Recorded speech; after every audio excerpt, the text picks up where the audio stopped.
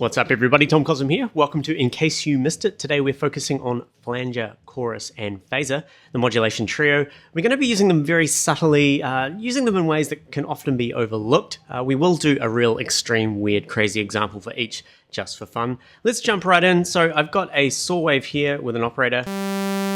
Let's turn on the flanger. Probably all familiar with that sound, but how does it work? Well, the signal comes in here, it gets split into two, and then one signal is delayed by an amount in milliseconds, which we specify, and that's mixed back in with the original. And that creates the flanging type sound. Also have a Spectroscope over here. If you want to download this, it's in the description.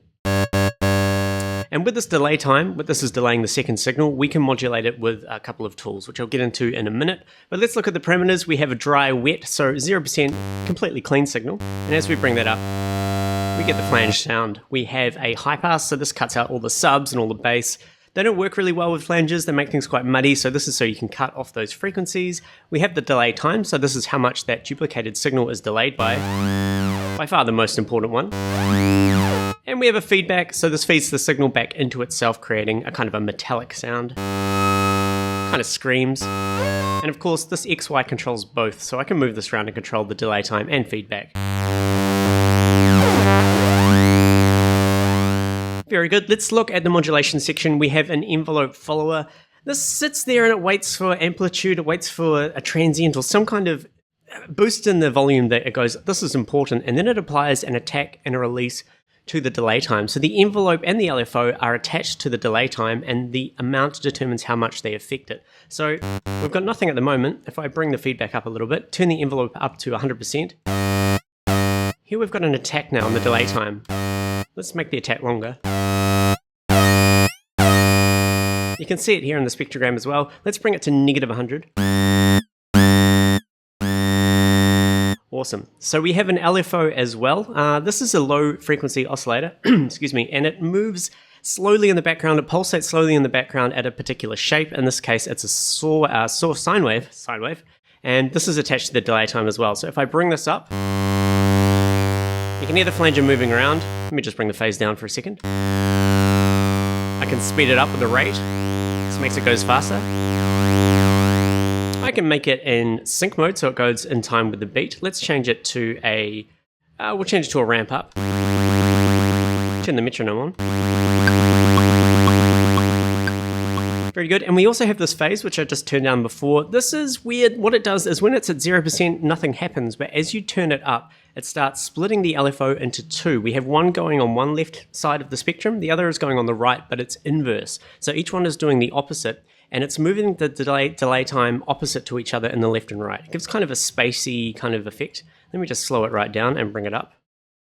I'll make it a sine wave again. So you can hear it kind of washing around your head. We also do have a spin mode. This tries to emulate spinning around your head.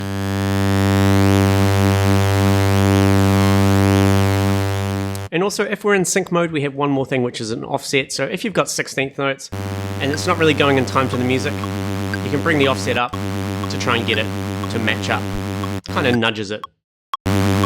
Very good. So let's use this practically. What I'm going to do is, let's bring the dry wet down for now, bring down the amount, bring down, that's good. And I'm going to throw down a note. We'll make a low C, like so. Big G1, sorry. Big G1. Let's play the clip. I'm going to make it even lower. Select the note, shift, and the down arrow. Ooh, nice low saw there. And let's turn the flanger dry wet up. Not doing much at the moment because I don't have any LFO. I'm going to start modulating it around. Put it onto Hertz mode so it's nice and slow. Bring the feedback down a little bit. More dry wet. More wet, yeah. That's sounding good. And now I'm going to throw down an arpeggiator MIDI effect before the operator. I'm going to make it 16th note, so it's going to play 16th note rhythmical pattern for us. Sounding good. Let's bring the frequency of the cutoff on the operator down so we can't hear anything, and we'll bring the envelope amount up. So this envelope is applied to the cutoff. Sounding good. I'm going to throw in a beat. Let me go down here. Let's use this one here. Bring the master down a bit, we're in the red. Let's throw in some drums as well. Make sure these are looped. Very good, now let's have a look at these hats here. These are going to be good to use the flanger as well, I think. So I'm going to throw one flanger down. Let's just play it. That's the default amount. It's not too bad. Let's bring the rate up. Let's bring this down into the middle, or up a little bit with a bit of feedback. Let's make it a ramp up, and I'll put it into 1/8 notes. Feedback down a little bit. Bring the phase down a bit. So that's given it a little bit of space, and every 1/8 note we're getting a ramp up on the delay time. So that's given a bit of movement. Let's turn it off and have a listen. There we go, it's pretty boring. Just sparks it up a little bit. I quite like that. And let's add in one more clip here. I've got a, where do I have it? A bongo sample here. Let's load that up and hit play. It's a little bit out of, yeah, it's a bit out of time, so I'm going to warp it, bring that one back. That one back and that one back, that should be good. Let's loop it so it's just 1 bar long. Not bad. I'm going to load up one more flanger. We'll do something crazy here. So I like the rate of the LFO going fast at the end. We're doing that ticka-ta-ta, ticka-ta-ta. So I want to modulate this. So this is the rate of an LFO. I'm going to introduce another LFO here, Max for Live, LFO. If you don't have this, you can download it from the Ableton website. So we've got a new LFO. Here's our visual representation of a sine wave. I'm going to map that to the rate of this LFO. So you can see it moving by itself now, or this is controlling it. Very good. I can change this to sync mode. Let's try 2 bars long. You see it re-triggers when I start and stop. Let's make it 1 bar. Very good. So you see how the rate is now fast at the end of the phrase. That's exactly what I want, but a bit less feedback.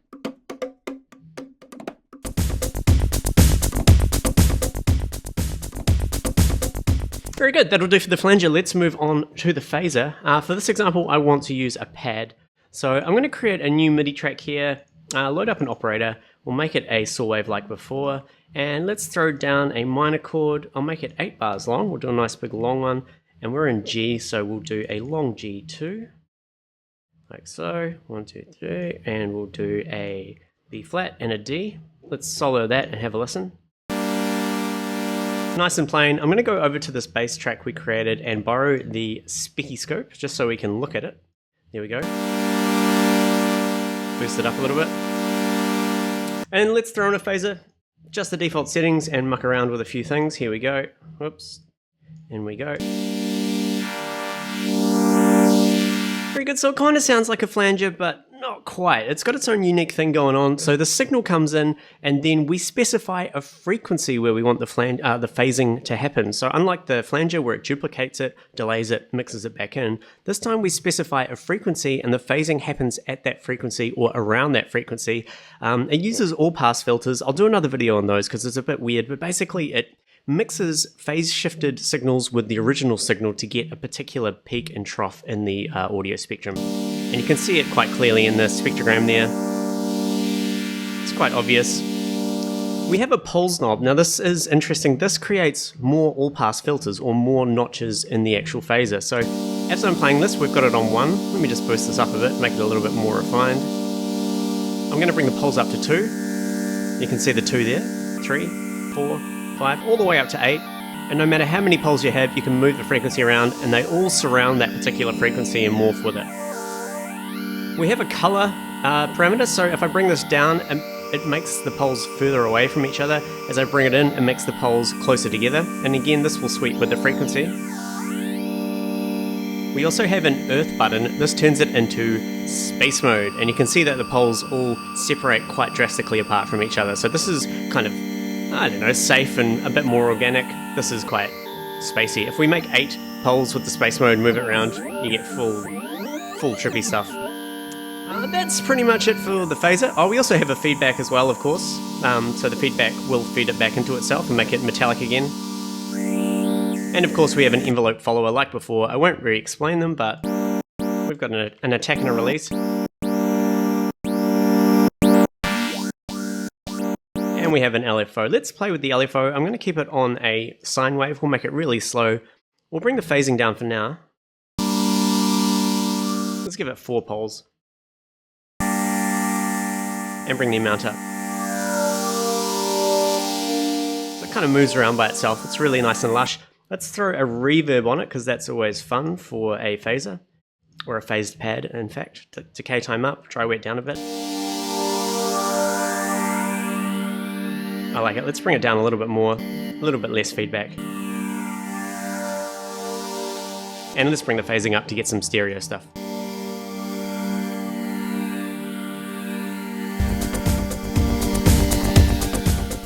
Very good. Now with the phaser, I want to do something weird. What I'm going to do, instead of using Max for Live or something external, I'm going to group this into an audio effect rack.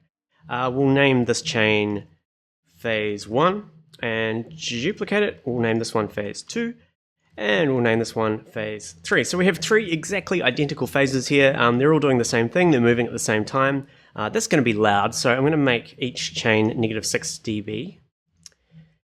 Very good. And I want them to all move differently to each other. So on phase 1, first I'm going to bring the actual stereo phase down. I'm going to right-click and go copy value to siblings. So that duplicates the 0% value to phase 2 and phase 3. So that's an easy way to update all the effects in the rack. And for the rate, I'm gonna choose prime numbers. I won't get into why just now. If you know why, leave a comment on the video. I'm going to choose prime numbers divided by 100. So we'll do 0.03 for phase 1 and 0.05 for number 2. And for 3, we'll do 0.07. So these are all moving differently now. Let's change the space of them. So this one's on the left, this one's on the right, and the middle one, let's give it 6 poles. Bring the feedback up a little bit and give that a little bit of phasing just because it's in the middle. So let's have a listen now. Super lush pad. I like it. It makes me want to play it. I'm going to do it.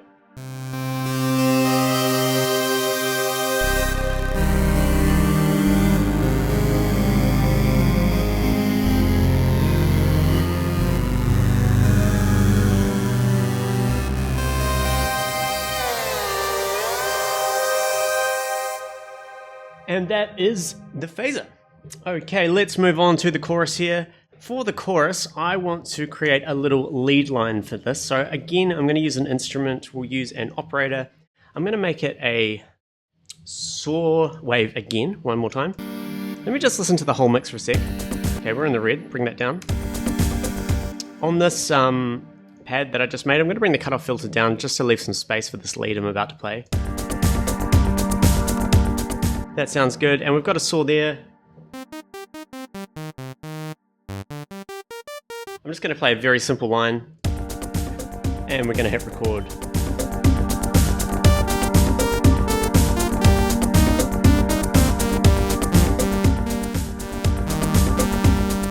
I'm happy with that. It's not amazing, but it will do for this. Okay, I'm going to select all the notes, Control, excuse me, U to quantize them, so it sounds like I'm good. And let's just have a listen to that. And we'll give that some reverb as well, just to kind of mask all my mistakes. Actually, we'll turn the reverb off for the chorus example. I'm going to open this up, select all the notes, bring it down an octave. I think it'll sound better down there. Very good. And let's load up a chorus and have a play. Here it is here.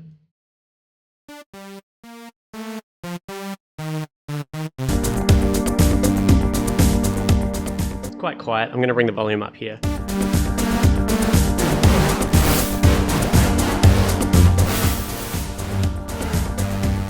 Okay, so what's going on with the chorus? The signal's coming in like the flanger and it's getting split, but this time we're splitting it 2 ways. We have delay 1 and we have delay 2, and the original of course. Delay 1 and delay 2 each have their own individual millisecond times that we can shift it by. We also have a couple of things here I'll get to in a minute, but in the middle we have the modulation section. So this is an LFO, which is applied to delay 1 and delay 2 separately. So we have an amount, this is how much it changes and modulates this delay time, and we have a rate, which is how fast it goes.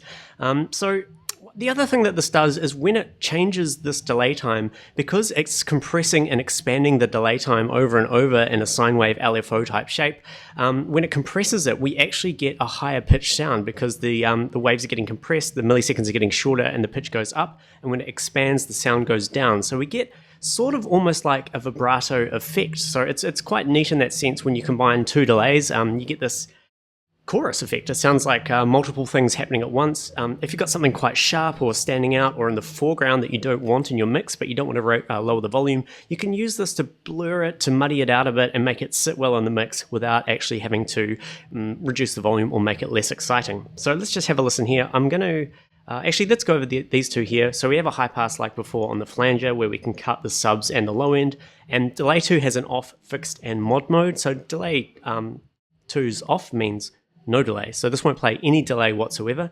The fixed mode will stick to this millisecond amount. The modulation will not apply to this. It'll only apply to delay 1. And mod means it will be modulated by the modulation. Very good. And we have a feedback, of course, like the other two, where we can feed the signal back into itself. So let's just turn that off and try and get a nice sound. So I'm going to bring the amount and rate down of the LFO. And everything else looks good. Bring the feedback down as well. Let's bring the amount up slowly. So that's a very slow rate, 0.03. Let's bring it up faster. Hear how it fattens the sound up. It sounds like there's multiple sine waves, saw waves now. Bring up the feedback a bit.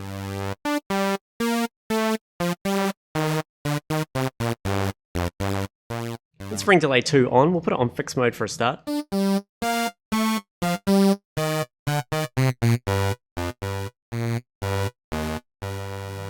Let's put it on mod mode now. So remember, this is going independently. This one's at 0.44, this one's at 8.11, but the LFO is moving them both around at around their individual millisecond amount. So that gives us quite a lot of depth and warmness.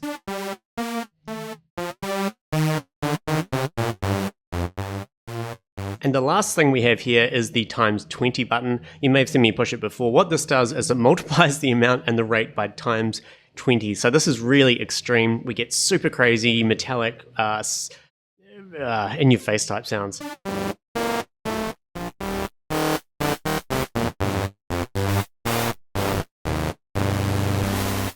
Combine it with the feedback. I'm going to turn that off. Let's find that sweet spot. Turn the reverb back on. Actually, let's put a ping pong delay. Something a bit echoey.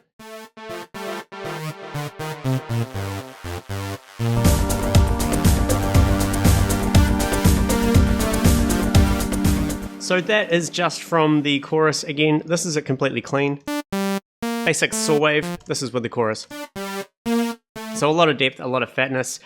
And to finish off, to do something crazy with the chorus, let's look at the clip here. So one thing I haven't taken into account here is velocity. So this is how hard I hit the notes when I recorded. What I want to do is I want to use this to change a bunch of things in the chorus. So the harder I hit the note, the more crazy the chorus gets. And the way I'm going to do this is group it into an audio effects rack. I'm going to open up my macros and I'm going to map a bunch of parameters to the macro one. So let's go, let's just do the obvious. We'll go delay 1, delay 2. We'll go the amount. Amounts. Oh, I'm mapping them to the wrong one. My bad. So I need to clear this. And we need to map this one to macro 1. So I want one dial to do all of the work. We'll do the rate as well. And let's do the feedback. Why not? Do the feedback as well. And then let's look at our mappings here. So these are all going from their min to max by default. I'm going to change this one to 0 to 5 seconds. That's delay 1. Delay 2 will go, let's make it go in the opposite. So that's 10 down to 5. The LFO amount, we'll bring that down to about half. It might get too extreme. The rate, we'll have the rate going in the opposite as well. So we'll have 10 hertz all the way down to 0. And the feedback, we'll only have it go up to about 70 because that could be quite annoying. Okay, very good. Let me just play that and move this macro. You can see how all the parameters are moving now.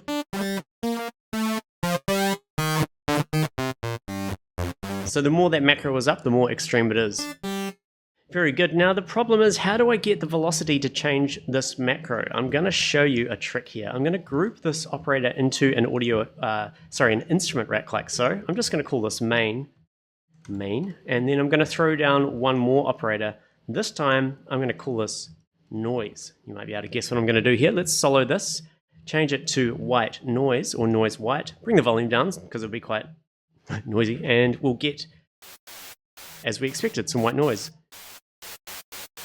Very good, but I'm noticing that the velocity or the intensity of the notes, which is this line here, is not really affecting the sound at all. So I'm going to go into my global area, which I already am. I'm going to see velocity. I'm going to connect it to OSC volume A. That, of course, is this one here, the white noise, and I'm going to put the amount up to 100. So we should be able to hear a little bit of difference in volume now, depending on the velocity. Let's just change some of these. Oh, I'm changing all of them. That's not good. Let's change some of these so we can hear the extremes, like so, just to get a bit of variety in there. So we can definitely hear a difference there. The reason I'm doing that is I'm going to use another Max for Live plugin here called the Envelope Follower, and I'm going to put that after the noise. This sits there and it listens to the volume, and when it gets volume, it starts drawing a line in this graph. So we should get different lines or different heights depending on the volume or the velocity. Bring the gain up. So that's quite good. That's quite good to work with. We can now map this to anything we like. And of course, I'm going to map this to that macro 1. Remember, that controls all these crazy things in the chorus. So now let's watch the chorus as we play this clip. Excellent. So the velocity is now attached to the chorus and all those crazy things. What I can do now is I can mute this noise channel because I don't actually need the audio. I just want the volume of that white noise. And the main channel is playing. It should play it with the chorus. Let's have a look.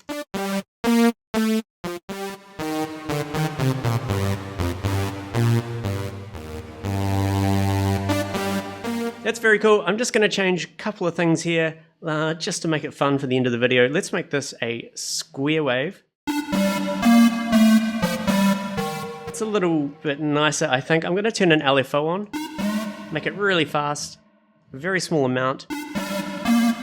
And I'm going to give it an envelope, so if I hold a note down,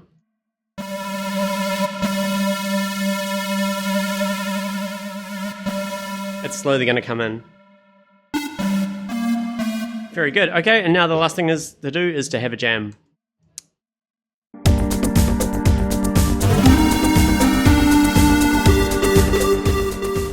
See, the harder I hit it, the more chorus we get.